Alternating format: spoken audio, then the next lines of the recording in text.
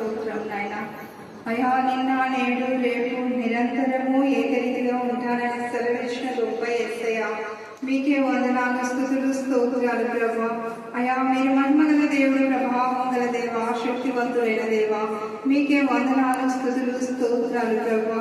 అయా ఆశ్చర్యకరుడా, ఆలోచనకర్త, నిత్యులకు తండ్రి, సమాధానకర్తయగు దేవ, మీకే వందనాలు, స్తుతులు, స్తోత్రాలు ప్రభా. స్తోత్రం తండ్రి. అయా ప్రభా, గత మాసం మొదలుకొని ప్రభా, అయా తండ్రి ఈ మాసం వరకు తండ్రి, సెప్టెంబర్ మాసం వరకు ప్రభా, అయా తండ్రి లోకంలో శ్రమలు కలుగులు అన్నట్టుగా ప్రభా, అయా లోకంలో కలిగే ప్రతి శ్రమ నుంచి, బాధ నుంచి, ఇబ్బంది నుంచి నా తండ్రి అయా విడిపించి నా దేవా, అయా మీరెక్కడ చాటున తండ్రి మమ్మల్ని భద్రపరుచుకున్నందుకే మీకే వందనాలు, స్తుతులు, స్తోత్రాలు ప్రభా. స్తోత్రం తండ్రి. అయా తండ్రి ఈ సెప్టెంబర్ మాసంలోనైనా అయా మొదటి శుక్రవారం నా తండ్రి అయా కరుణాపీఠంలోకి మమ్మల్ని అయా నడిపించిన విధానాన్ని బట్టి మీకే వందనాలు, స్తుతులు, స్తోత్రాలు ప్రభా. అయా తండ్రి ఇప్పటి వరకు నా తండ్రి అయా పాటల ద్వారా నా తండ్రి నిన్ను స్తుతించిన దాన్ని బట్టి అయా ఆరాధనకు తండ్రి ప్రభా, అయా ఆరాధించడానికి ఇచ్చిన ఈ సమయాన్ని బట్టి మీకు వందనాలు, స్తుతులు, స్తోత్రాలు ప్రభా. స్తోత్రం తండ్రి. అయా కరుణాపీఠం మినిస్ట్రీస్ లో ఉంటున్న ప్రతి ఒక్క బిడ్డను బట్టి తండ్రి అయా తండ్రి మీ పాదాల దగ్గర నా తండ్రి అయా ప్రభా ప్రతి బిడ్డ కూర్చి నా తండ్రి అయా ప్రార్థిస్తున్నాం తండ్రి. అయా ప్రభా ఇక్కడికి వచ్చి ఉంటున్న ప్రతి ఒక్క బిడ్డ సమస్యలను ప్రభా అయా తండ్రి వారిని ఆ సమస్యల నుంచి విడిపించి, రక్షించి, పోషించి నడిపిస్తూ వస్తున్న గొప్ప దేవుడు తండ్రి, మీకే వందనాలు, స్తుతులు, స్తోత్రాలు ప్రభా. అయా కరుణాపీఠం మినిస్ట్రీస్ నడిపిస్తున్న అయా సలమోకను బట్టి మీకు వందనాలు, స్తుతులు, స్తోత్రాలు ప్రభా. ఆకలి బట్టి తండ్రి మీకే వేల కొలది, కోట్ల కొలది వందనాలు, స్తుతులు, స్తోత్రాలు ప్రభా. అయా తండ్రి ఎంతో మందికి వాక్యం తెలియక అయా ఉన్న సమయాల్లో ప్రభా అయా ఆక ద్వారా తండ్రి వాక్యాన్ని తండ్రి మీ సువార్తను ప్రభా అయా ఆక ద్వారా తండ్రి వినిపించి అయా మీ దగ్గర నడిపించిన విధానాన్ని బట్టి మీకు వందనాలు, స్తుతులు, స్తోత్రాలు ప్రభా. స్తోత్రం తండ్రి. అవును ప్రభా ఎంతో మంది తండ్రి అయా నీ వాక్యం తెలియక నా ప్రభా. కీర్తన 24 7వ వచనం చదవండి. కీర్తన 24 7వ వచనం తీసిన వాళ్ళు చదవండి. వారు నా నాటికి బలాభివృద్ధి పొందదు, ప్రయాణం చేయదు, వారిలో ప్రతి వాడను సినిమాలో దేవుని సన్నిధిని కనబడదు. నానాటికి మీరు మీ ఇంటికి వచ్చినారు కాబట్టి రోజు రోజుకు మీరు ఆ దేవుడు మీకు అభివృద్ధి ఇస్తారు. ఏం చూపించేది నానాటికి బలాభివృద్ధి పరుచు అంటే ఆత్మీయంగా, తర్వాత దేవుడికి మహిమకరంగా దేవుడు అభివృద్ధి పరుచున్నాక ఆమె ప్రాణం చేస్తున్నాం. ప్రేమ గల ప్రభా మీకు ఎంత వర్ణాలు, స్తుతులు, స్తోత్రం చెల్లించుకుంటున్నాం తండ్రి. వెంటనే మా ప్రభా దుర్గా మీరాలో మీ రక్తం ఏర్పడించండి. ఈ గృహంలో వారికి సంధి కాంతి ఉంచి నెమ్మది కలుగ చేయండి. ఈ గృహ మధ్యంలో మీ రక్తం ప్రోగించండి. ప్రశాంతమైన వాతావరణం ఏర్పాటు చేయండి. బిడ్డ నాటపడాల్సిన వొకేషనల్ కాంప్రమైజ్ టీచర్గా ఉంటుండగా మీ ముఖకాంతి ప్రకాశం పోస్ట్ అన్నింటి చేయండి తండ్రి. దేవ ప్రతి విధంగా అంధకార చేసి నుంచి వినిపించండి. దుర్గా వారి యొక్క బంధువులు రక్షణికులను దేవ వెన్నెల వాళ్ళ బంధువులు రక్షణికులు మీరు ఆశ్రయించండి. దేవ ఆమె ఏదైతే ప్రార్థన చేస్తుందో తండ్రి ప్రత్యేకంగా అన్నిటితో దేవ నా ప్రభా ఏ విషయం కోసం అయితే ప్రార్థన చేస్తుందో ఆ విషయంలో మీరు మార్గం సాధించమని ప్రార్థిస్తున్నాం. స్తోత్రం దేవ మీకే స్తోత్రం, మీకే స్తోత్రం. తరచుగా తమ ప్రాబ్లం నుంచి కూడా మీరు విడిపించండి. బిడ్డ పూర్ణ స్వస్థత మీరు దాయించండి. మీరు మాత్రమే స్వస్థపరిచి వెప్పబడుకున్నందుకు మేము స్తుతిస్తూ వేస్తామని ప్రార్థిస్తున్నాం తండ్రి. ఆమేన్, ఆమేన్, ఆమేన్. ఇక మీద అప్పుడే నా ప్రభావ అభాషం కానీ నా తల్లి శ్రమ ప్రాబ్లం ఏదుందో మీరే బయలుపరిచినారు. మీరే దాన్ని తొలగించమని ప్రార్థిస్తున్నాం. ఖచ్చితంగా ఆమె గర్భఫలం దీవించదని దిగుతున్నారు. మీ ఎముకలు ఆమె గర్భంలో వేయండి. దుర్గలు మాత్రం మీరు ఆశ్రయించండి, బలపరచండి. బిడ్డలిద్దరికీ జీవిత పడేంతవరకు ఏకబలం దయచండి. పూర్ణ ఆరోగ్యాన్ని, ఆయుష్ని, బలాన్ని దయచండి. ఏ స్నామంలో ప్రార్థిస్తున్నాం తండ్రి. ఆమేన్, ఆమేన్. 121వ కీర్తన 1 నుండి 2 వరకు చదువుతాను. కొండల తట్టు నా కళ్ళు వెతుకుచున్నాను, నాకు సహాయం ఎక్కడి నుండి వచ్చును? యెహోవా వలన నాకు సహాయం కలుగును. ఆయన భూమాకాశాన్ని సృజించిన వాడు. దేవుడి పరిశుద్ధ వాక్యం దీవించి ఆశీర్వాదించినాక ఆమేన్. కాబట్టి దేవుడే సహాయం, ఫ్రెండ్స్ కాదు.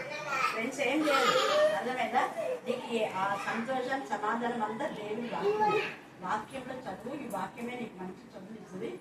నువ్వు ఫ్రెండ్స్తో దిగితే వాళ్ళు అల్లరయ్యి నిన్ను కూడా స్కూల్ పోకుండా ఇస్తారు, కాలేజీ పోకుండా ఇస్తారు. చూడు క్లారెట్ డిగ్రీ వచ్చింది, ఇంకా నామూలు వచ్చింది. నువ్వు కూడా బాగా చదవాలి, అర్థమైందా? చదివితే మంచి ఉద్యోగాలు ఇస్తారు. బయట తిరిగితే ఏం ఉద్యోగం వస్తుంది రావు. కాబట్టి చదువు కలిగించు. ఓకేనా? Challenge God bless you. ప్రేమ గల ప్రభా నీకు ఎంతగానో వందనాలు స్తుతులు స్తోత్రం చెల్లించుకుంటున్నాను.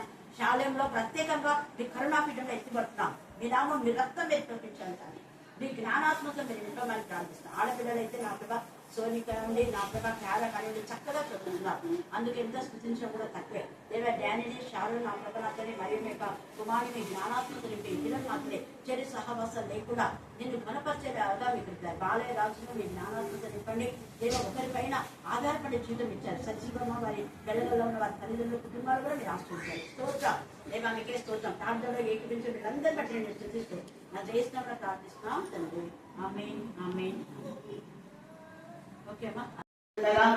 ఎంతవరకు 20వ అధ్యాయం మా ప్రభా కొన్ని వచనాలు ధ్యానించడానికి కృప దయచేస్తున్నారు.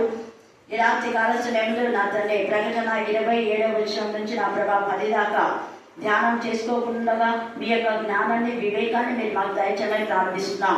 తండ్రి మా పైన దృష్టి నుంచి ఆలోచన చెప్పించండి. ప్రకటన గ్రంథములు మా తండ్రి చదివేవారు వినేవారు ధ్యానించేవారు నా ప్రభా ఎంత ధన్యకరమైన జీవితమో మీరు లేఖంలో తెలియజేసిన విధానం బట్టి మీకు వందనాలు స్తుతులు స్తోత్రం చెల్లించుకుంటున్నాం.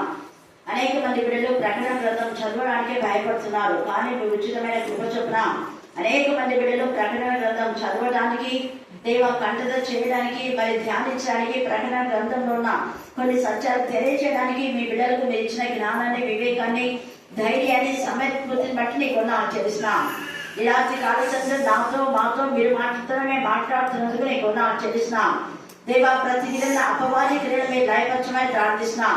అపవాదికి కొంతకాలమే మీరు సమయం ఇస్తారని మీరు లేఖంలో తేటగా తెలియజేస్తున్నారు. దేవా నీ బిడ్డలు ఎవరెవరైతే నా ప్రభ నా తండ్రి టార్చర్ చేశారు వారికి భయంకరమైన ఉగ్రత రాబోతుందని మీకు తెలియజేసినందుకు నీకు ఆచరిస్తున్నాం. దేవా నా ప్రభ అపవాది క్రీస్తులో పడకుండా నీ బిడ్డలు తమను తాము కాపాడుకొని వారి విశ్వాసాన్ని నా ప్రభ నా తండ్రి బలపరుచుకున్న విధానం బట్టి ఆచరిస్తున్నాం. దేవా క్రూర మృగం యొక్క నా తండ్రి ముద్ద కానీ దాని సంఖ్య కానీ వేసుకోకుండా నా తండ్రి మరణం మటుకు తమ ప్రాణంలో ప్రేమించకుండా తండ్రి నిన్ను హత్తుకొని ఆనుకొని జీవించినందుకు నీకు ఆచరిస్తున్నాం. దేవా ఉద్యోగం కోసం లోకంలో తండ్రి ఇతర ఆశల కోసం ఆశించకుండా నీ నామం ధరించి నీ నామం పేద జీవించిన వీళ్ళందరినీ కూడా నా ప్రభా మీరు మీ యొక్క 1000 ఏళ్ల పరిపాలనలో మీరు వాయిస్తున్న పాలమోపును బట్టి నీకు ఆచరిస్తున్నాం. వాక్యం కోసమే సాక్ష్యం కోసమే శిరస్సును చేయబడినటువంటి ఆత్మలు తండ్రి మీతో కూడా నివాసం చేయబోతున్నందుకు మీకు ఆచరిస్తున్నాం. ఇలాంటి కాలచంద్రు ప్రత్యేక రీతిలో నా ప్రభ నా తండ్రి ఆసక్తి 20వ అధ్యాయము 1000 ఏళ్ల పాలన గురించి మనం చూస్తున్నాం. ఇక్కడ 1000 సంవత్సరములు క్రీస్తుతో కూడా రాజ్యం చేస్తాడు. 6వ వచనంలో మొదటి పునరుద్ధానంలో పాల్గొల వారు ధన్యులు పరిశుద్ధులుగా ఇందులో 2 విధాలుగా ఈ 1000 ఏళ్ల పరిపాలన ఎవరు ఉంటారు అంటే వాళ్ళు పరిశుద్ధులుగా ఉంటారు, వాళ్ళు ధన్యులుగా ఉంటారు. మొదటి పునరుద్ధానము అనే మాట అర్థం ఏంటంటే యేసు ప్రభుల వారు రహస్య రాకడ. యేసు ప్రభుల యొక్క రాకడ చాలా మందికి తెలియదు. అయితే కొందరికి తెలుస్తుంది. ఎవరికి వాళ్ళు అంటే యేసు ప్రభునందు భయభక్తి కలిగి ఆయన వాక్యంలో ప్రార్థనలో జీవిస్తూ ఆయనకు సాక్షి బిడ్డలుగా ఉన్న వాళ్ళకు మాత్రమే తెలుస్తుంది. యేసయ్య స్వరాన్ని వాడు మాత్రం వింటారు, అందరు వినరు. అప్పుడు రెప్పపాటి కాలంలో యేసయ్య వస్తాడు. ఆయన అయితే భయభక్తి గల వాళ్ళు నీతిగా నిజాయితీగా యథార్థంగా పరిశుద్ధంగా క్రమంగా దేవుని మందిరానికి వెళ్ళి విశ్వాసాన్ని కాపాడుకున్నటువంటి వాళ్ళు అప్పుడు యేసయ్య రాకడా తెలుసుకొని యేసయ్యతో పాటు ఎత్తబడతారు. అందరు ఎత్తబడరు. అప్పుడు చాలా మంది విడిచిపెట్టబడతారు. ఎప్పుడైతే యేసు ప్రభు రాకల్లో ఈ పరిశుద్ధులు ఎత్తబడతారో ఉదయంలో లేవంగానే అందరికి ఆశ్చర్యం అయిపోతుంది. అందుకే వాక్యం ఉంది ఆయన రాకల్లో 2 తిరగలు విసురుతూ ఉంటే ఒకరు ఎత్తబడతారు, ఒకరు ఏమైపోతారు విడబడతారు. ఒకవేళ బస్సు డ్రైవర్ కి రక్షణ ఉందనుకోండి, బస్సు డ్రైవర్ ఏమవుతాడు ఎత్తబడతాడు. బస్సులో ఎవరైనా ప్రభునందుంటే వాళ్ళు ఎత్తబడతారు, మిగతా బస్సు ఆగిపోతున్నారు. మధ్యలో అరణ్యంలో కానీ అడవిలో కానీ ఎక్కడైనా కూడా రెప్ప పాటులోనే ఎత్తబడతారు వాళ్ళు, బస్సు అలా ఆగిపోతారు. ట్రైన్ డ్రైవర్ రక్షణ పొందినాడంటే ట్రైన్ అలా ఆగిపోతారు. ట్రైన్ లో ఉన్నవాళ్ళు ఎవరైతే ప్రభులో ఉన్నారో వాళ్ళు మాత్రమే ఎత్తబడతారు, మిగతా వాళ్ళంతా అక్కడనే ఉంటారు. ఇంకా అంతా టీవీలో న్యూస్ వచ్చేస్తే అల్లకొల్లంగా ఫలానా చోట ట్రైన్ అయిపోయింది, బస్సు అయిపోయింది, ఫ్లైట్ ఇంకా ఫ్లైట్ లో ఉన్నటువంటి అతనైతే ఇంకా ఫ్లైట్ కింద పడిపోతారు.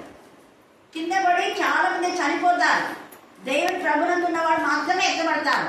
సముద్రంలో ప్రయాణం చేసినటువంటి ఓడ నావికులు ఆయన ఎత్తబడితే ఓడ ఏమైపోతుంది? ఆగిపోతుంది. అక్కడ ఓడలో రక్షణ పొందిన వాళ్ళు ఎత్తబడతారు. ఇంకా మిగతా వాళ్ళంతా వాళ్ళు సముద్రంలో చనిపోవచ్చు, ఇంకా ఏమైనా కథలు కావచ్చు, తెలియదు.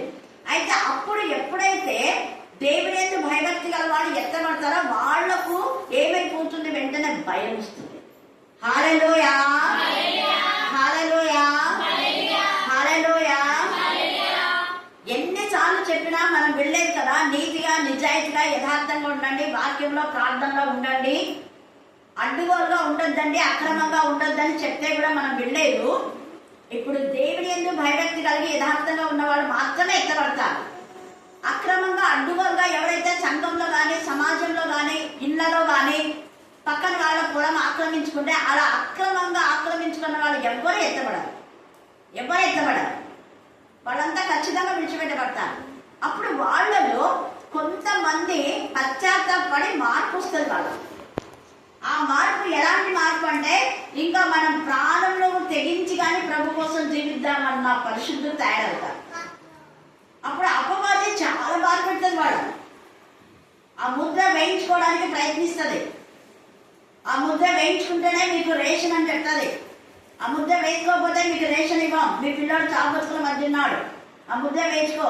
ఆ యొక్క సాగుతాను ముద్ర కానీ 660 కానీ వేయించుకుంటేనే నీ పిల్లలకి అక్కడ మెడికల్ షాప్ లో ఏదైనా కానీ మందు కానీ సెలైన్ ఎక్కించాలన్నా, ఇంజక్షన్ వేయాలన్నా, ఆపరేషన్ చేయాలన్నా, అన్నిటికీ టోటల్ గా ఏది చేయాలన్నా కూడా బియ్యం రేషన్ కార్డు అన్ని కూడా మారిపోతాయి.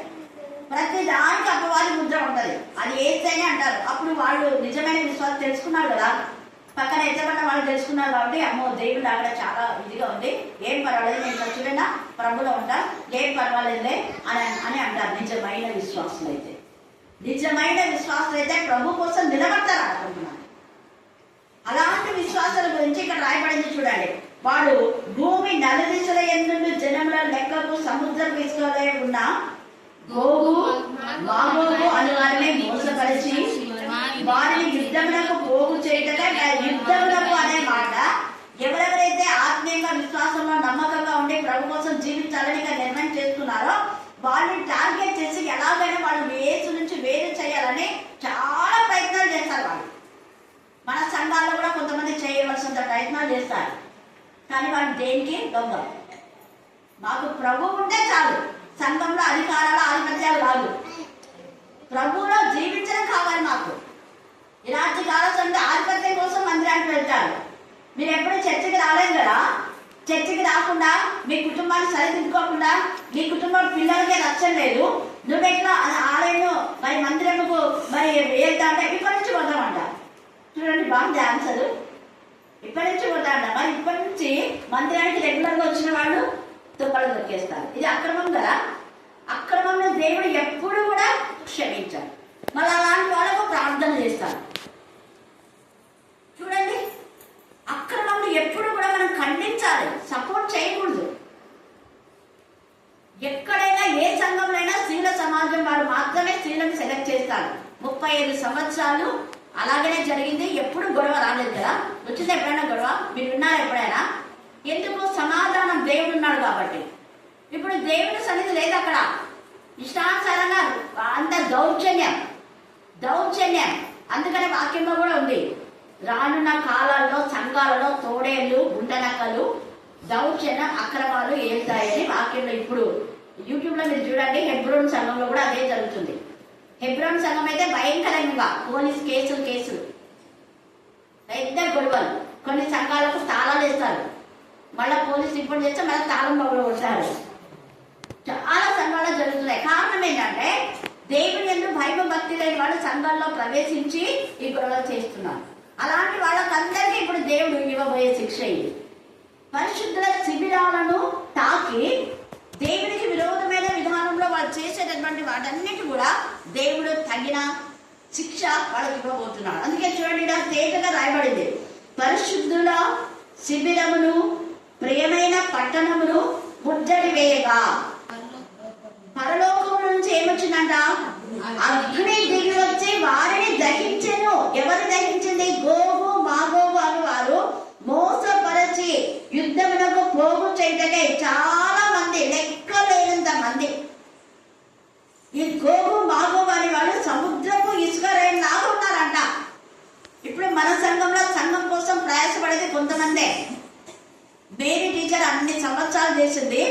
మాట్లాడడానికి ఆమె సమయం ఇచ్చినారు. ఎంత బాధ కదా సంఘంలో. జ్ఞానం ఉందా, మరి బుద్ధి ఉందా వాళ్ళకు? అవును, ఆమె వయసు కన్నా విలువయాలి కదా, వయసు కన్నా విలువయాలి కదా, ఆమె కూడా పెద్దదే కదా.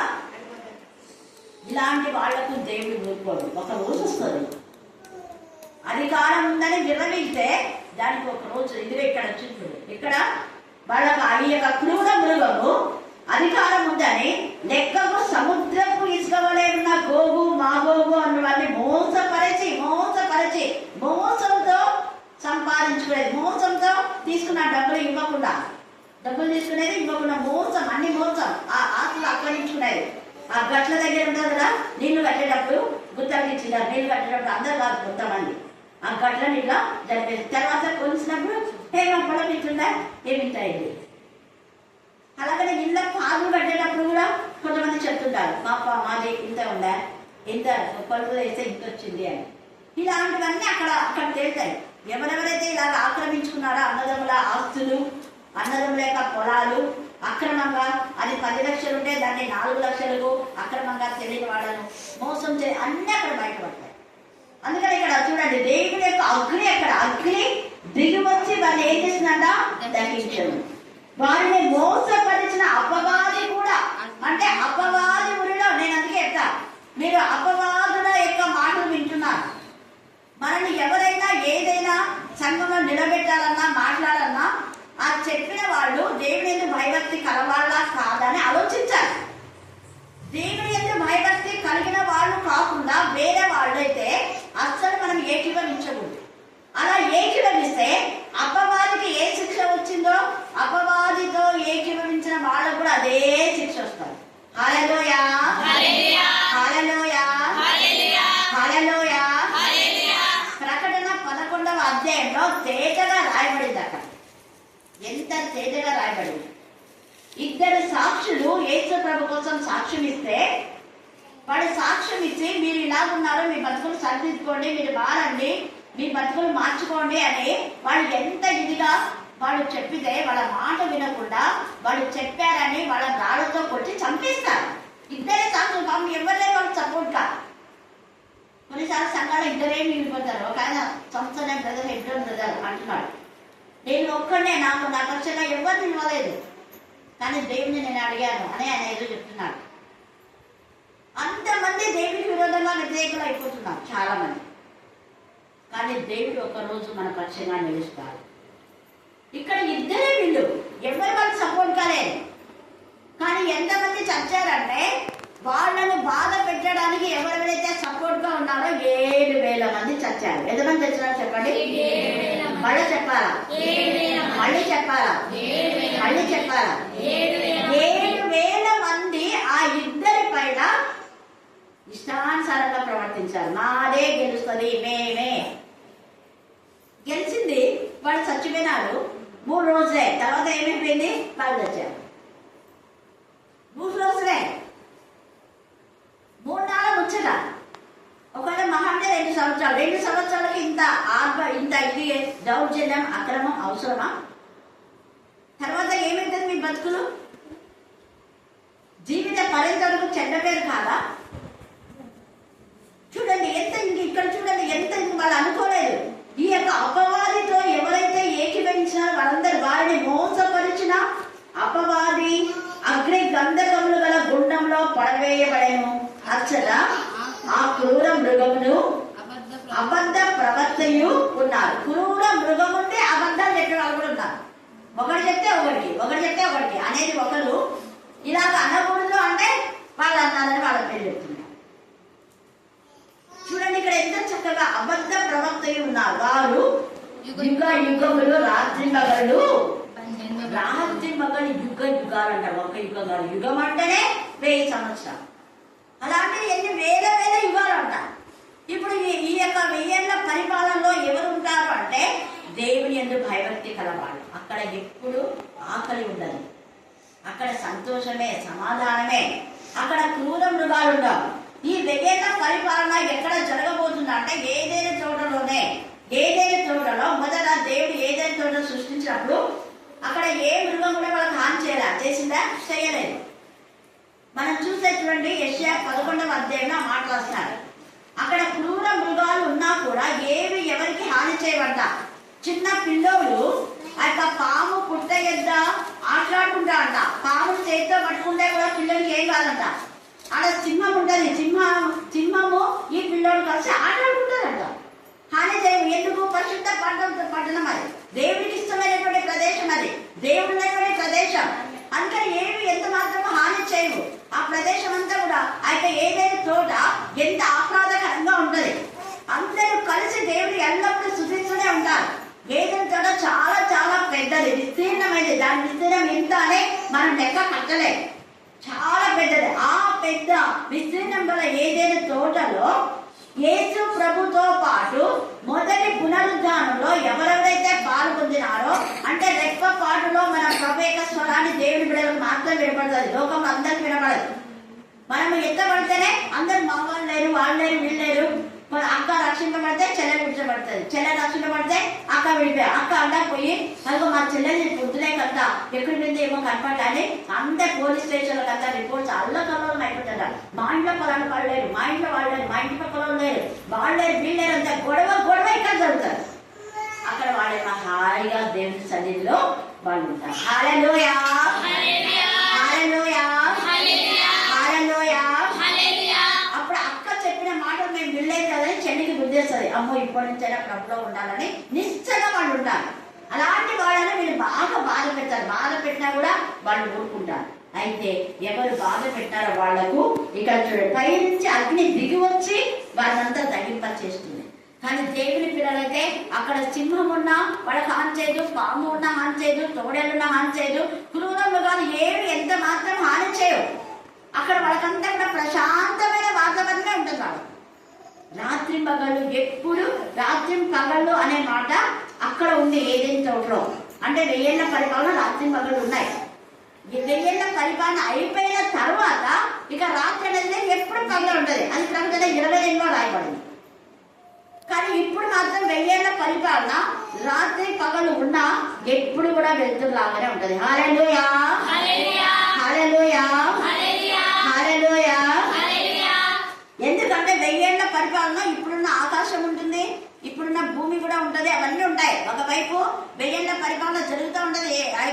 ఏదైనా తోటలో యేసు ప్రభుతో పాటు తన బిడ్డలందరూ కూడా హాయిగా ఉంటూ ఉంటారు.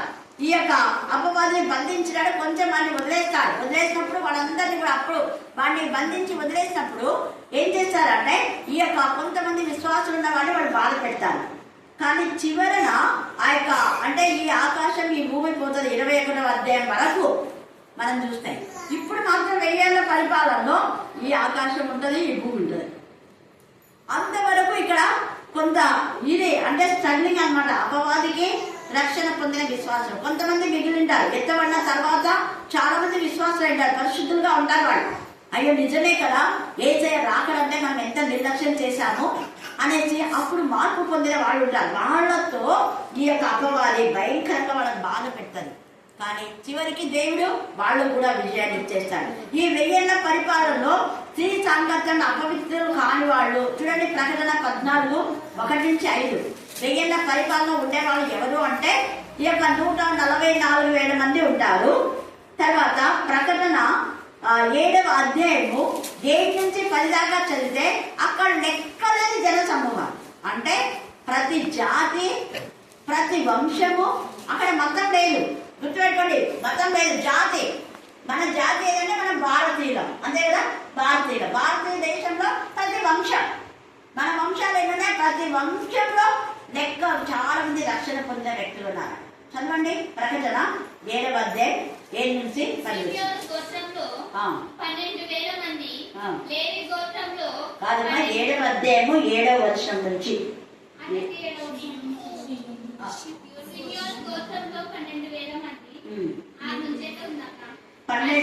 చదువు. లెక్కలేని జన సమూహం అని ఉంటది. అదంతా వద్దు, అది 144 మంది.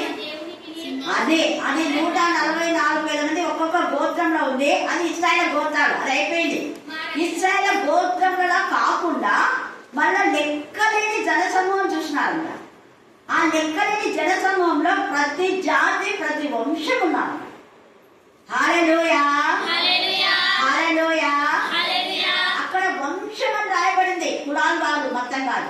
ఉందా అక్కడ కులం మతం ఉందా?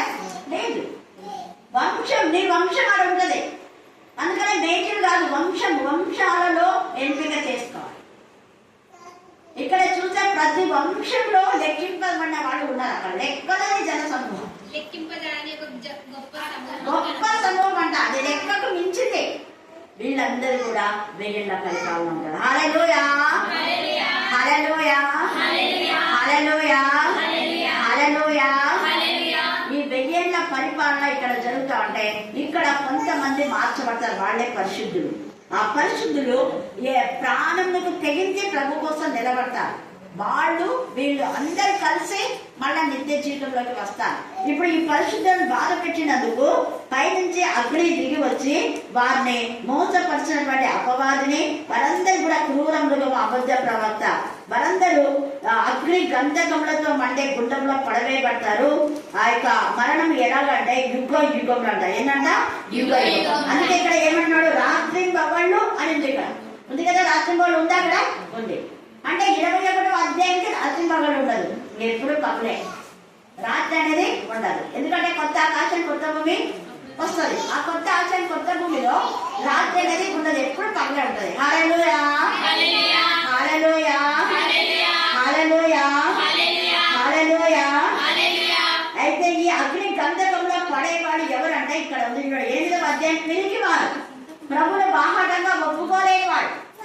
ఇక్కడ నిజంగా మన పిల్లలు బట్టి నేను చాలా సంతోషపడతాను. అఖిల్ అంటాడు, ఉద్యోగం వచ్చినా రాకపోయినా పర్వాలేదు సార్, నేను ప్రభులో ఉంటే సార్. అంటే ఒకవేళ ఎంఆర్ఓ వచ్చి మీరు ఇది అంటే మేము దేవుని పిల్లలమే, మీరు ఉద్యోగం ఇస్తే అని అడుగుతుంది. హల్లెలూయా, హల్లెలూయా, హల్లెలూయా.